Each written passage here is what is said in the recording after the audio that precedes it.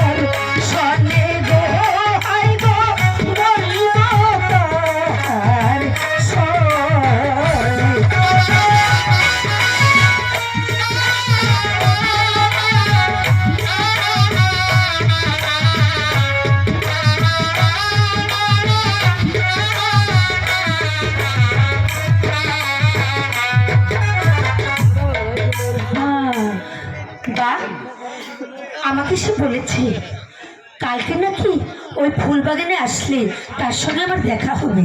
ঠিক আছে, এখন যাই, কাল তার সঙ্গে এসে আমি ঠিক টাইম মতো দেখা করব।